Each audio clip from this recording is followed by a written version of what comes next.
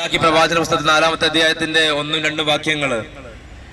സൈന്യങ്ങളുടെ കർത്താവ് അരുളി ചെയ്യുന്നു, ചൂള പോലെ കത്തുന്ന ദിനം ഇതാ വരുന്നു. അന്ന് അഹങ്കാരികളും ദുഷ്ടന്മാരും വൈക്കോൽ പോലെയാകും. ആ ദിനം അവരെ വേരും ശാഖയും അവശേഷിക്കാത്ത വിധം ദഹിപ്പിച്ചു കളയും. പ്രിയപ്പെട്ട സഹോദരങ്ങളെ, ഞങ്ങൾ വീണ്ടും ആവർത്തിക്കുകയാണ്, കർത്താവായ യേശുക്രിസ്തുവിന്റെ 2ാം വരവിന്റെ മുന്നോടിയായുള്ള ദൈവത്തിന്റെ കരുണയുടെ അവസാന മണിക്കൂറുകളിലൂടെ ഒരു കാലഘട്ടത്തിലൂടെയാണ് ഇന്ന് ഈ ലോകം കടന്നു പോകുന്നത്. കർത്താവായ യേശുക്രിസ്തു വീണ്ടും ഈ ലോകത്തിലേക്ക് വരും. ഒത്തിരിയേറെ പ്രവചനങ്ങളുള്ള, ഒത്തിരിയേറെ വാഗ്ദാനമുള്ള ഈശോയുടെ വചനങ്ങളാണ്.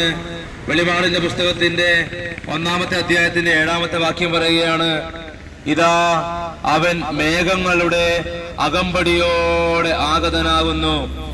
ഓരോ മിഴിയും അവിടുത്തെ കാണും. അവനെ കുത്തിമുറിവേൽപ്പിച്ചവരും അവനെ പ്രതി മാറത്തടിച്ച് വിലപിക്കുന്ന ഭൂമിയിലെ സർവഗോത്രങ്ങളും അവനെ ദർശിക്കും. ആമേൻ. സ്നേഹമുള്ളവരെ, ഞങ്ങളിപ്പോൾ പാലക്കാട് ജില്ലയില് ഓർക്കുകയാണെങ്കിൽ കഞ്ചിക്കോട് റാണി ചേച്ചിയുടെ ഭവനത്തില് 1997 കാലഘട്ടം ജനുവരി 1-ാം തീയതി